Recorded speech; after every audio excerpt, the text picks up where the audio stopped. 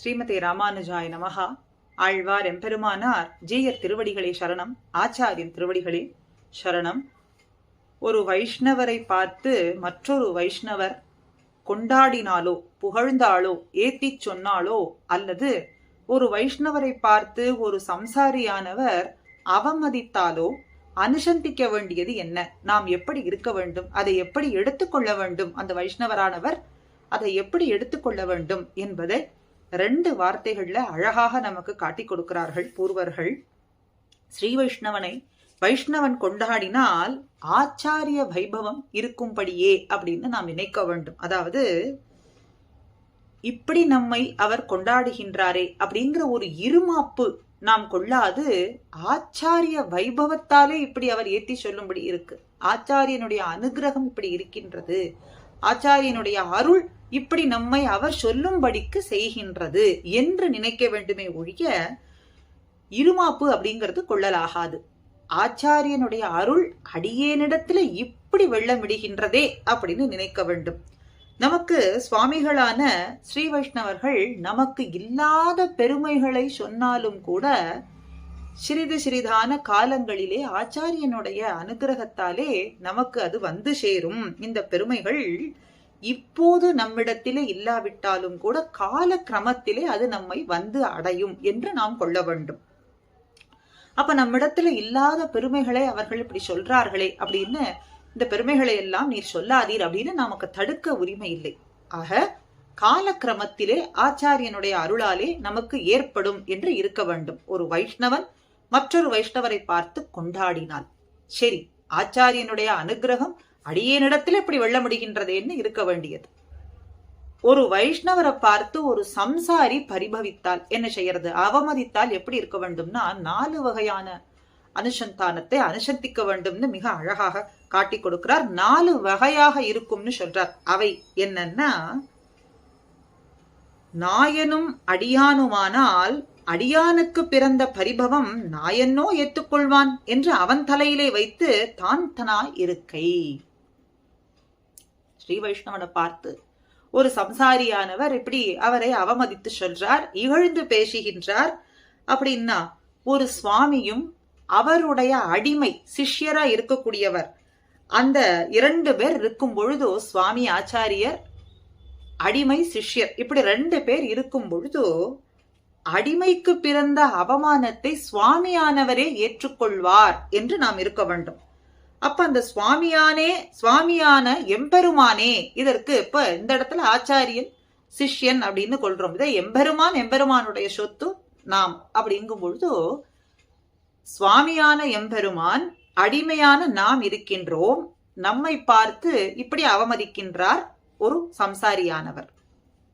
அப்போ இந்த சுவாமியானவருக்கே அது உரியது, இந்த அடிமைக்கு அது கிடையாது அப்படின்னு நாம் நினைக்க வேண்டுமாக, சுவாமியான எம்பெருமானே இதற்கு கவலைப்பட வேண்டியவன் என்று நினைத்து இதை பற்றி கவலைப்படாமல் இருக்க வேண்டும். இந்த கவலையை அறவோடு நீக்க வேண்டும், அப்படி அடக்கத்தோடு இருக்க வேண்டும் அப்படிங்கிறத முதல்ல சொல்றார். ஆக நாயனும் அடியானுமானால், நாயன்னா சுவாமி, எம்பெருமானும் அடியானுமானால் அடியானுக்கு பிறந்த பரிபவம், எனக்கு பிறந்த பரிபவம், அடியனுக்கு பிறந்த இந்த அவமதிப்பு நாயனன்றோ ஏற்றுக்கொள்வான், அவனுக்குத்தானே அது சாரும், அதனாலே அவன்தான் கவலைப்பட தகுந்தவன் என்று நினைத்து நாம் கவலைப்படாமல் அடக்கத்தோடு இருக்க வேண்டும் அப்படின்னு முதல்லையும்.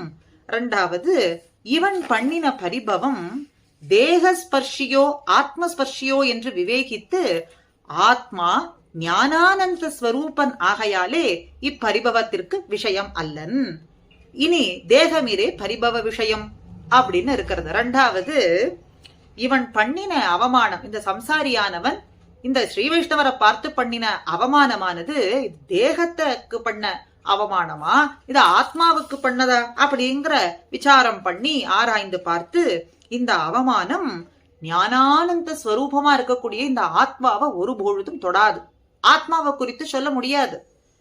இந்த தோஷமானது ஆத்மாவை சாருமா? ஒரு பொழுதும் இந்த ஆத்மாவை சாராது, இந்த தேகத்தை தான் சாரும். அப்ப தேகத்தையே தாக்கும். ஆன பொழுதும் கூட தாழ்வுகளுக்கெல்லாம் இந்த இருப்பிடமா இருக்கு இந்த தேகம், தேகத்தினுடைய தோஷம் முழுசும் இவனாலே சொல்ல முடியாது அதனால இவன் சொன்ன தாழ்ச்சி அப்படிங்கிறது சின்னதுதான். இவர் நம்ம பார்த்து இப்போ பரிபவம் பண்ணினாரே, இந்த தேகத்திற்கு கூடிய தோஷத்தை பார்த்தால் அநேகம் இருக்கு. ஆனா இவர் சொன்னதோ சின்னதுதான், அதுல ஒரு பகுதியைத்தான் சொல்லியிருக்கார். அதனால இந்த தாழ்ச்சியானது நாம் ஏற்றுக்கொள்ள வேண்டியது இல்லை அப்படின்னு அவமதித்தவனிடம் துவேஷம் இல்லாமல் இருக்க வேண்டும். நம்மை பார்த்து துவேஷித்தவர் சொன்னது ஒரு பகுதி, இந்த தேகத்திற்கு இருக்கக்கூடிய தோஷமும் அநேகம். அதனால அவரை பார்த்து நாம் துவேஷம் கொள்ளாது இருக்க வேண்டும் அப்படின்னு ரெண்டாவதும். மூன்றாவது, நாம் அனாதி கால வாசனையாலே தொடர்ந்து வரக்கூடியது பிறப்பு, அதனால இந்த தேகம். அப்ப இதற்கு உண்மையில் இருக்கக்கூடிய தாழ்வை இவனுடைய பேச்சாலதான் நாம் இன்னைக்கு உணரும்படியா ஆனது. அனாதிகால கர்ம வாசனா, பிறப்பு, தேகம், அந்த தேகத்துக்கு இருக்கக்கூடிய தாழ்ச்சி அநேகம். இப்போ இன்னைக்கு இந்த சம்சாரியானவன் இந்த தோஷத்தை பார்த்து சொல்றது தேகத்துக்கு குறிக்கும்னு சொல்லிவிட்டோம். அப்படி சொன்னதுனால்தானே இவ்வளவு தாழ்ச்சியா அப்படின்னு இன்னைக்கு நாம் உணரும்படியாக ஆனது. அதனால இவனுக்கு என்ன கைமாறு செய்யறது?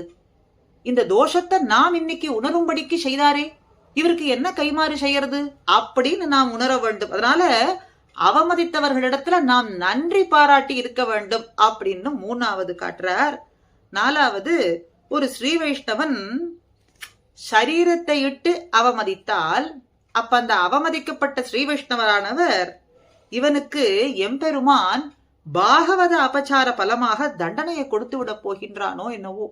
இப்படி நம்மை அவமதித்து விட்டாரே, இந்த அவமதிப்புக்கு எம்பெருமான் நிச்சயம் தண்டனை கொடுப்பானேன்னு இறங்கி இவனுக்கு அப்படி எந்த தீங்கும் நேராதபடிக்கு இருக்க வேண்டும் என்று எம்பெருமானுடைய திருவடிகளிலே சரணம் புக வேண்டும்.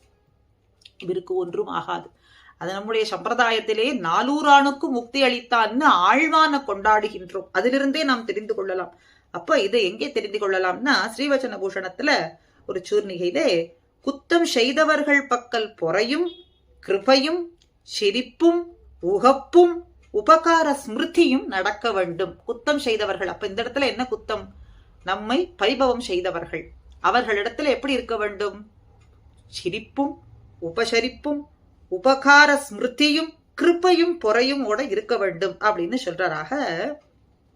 இந்த நாலாவது சொல்றது இடத்துல வைஷ்ணவன் அப்படிங்கிறார். ஒரு சம்சாரியானவன் ஒரு வைஷ்ணவனை பார்த்துன்னு சொல்லும் பொழுது சம்சாரி என்று இருப்பதற்கு இந்த இடத்துல அவர் ரூப நாமங்கள்ல மாத்திரம்தான் அப்படி இருக்கார்.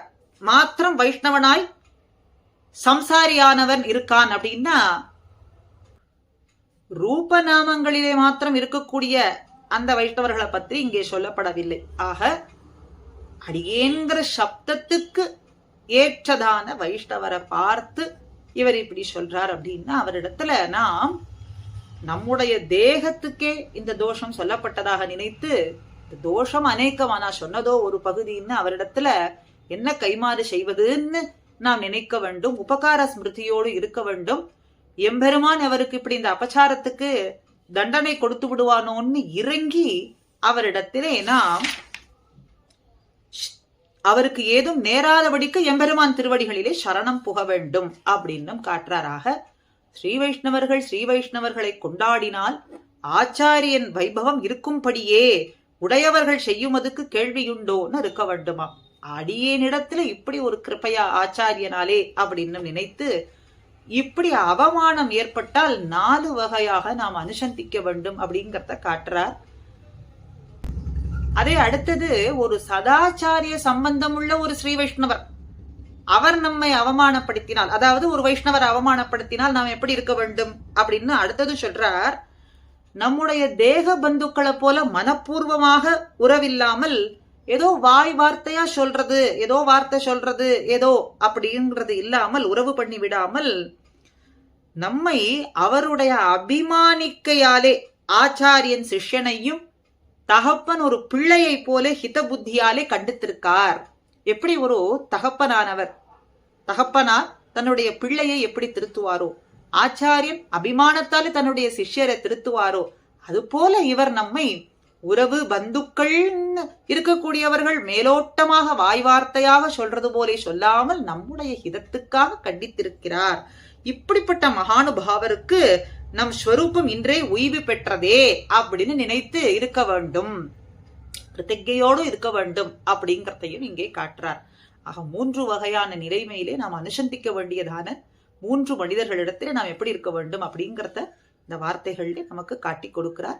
இது போல அனுபவம் தொடர்ந்து அனுபவிப்போம். ஸ்ரீமதே ராமானுஜாய நமஹா.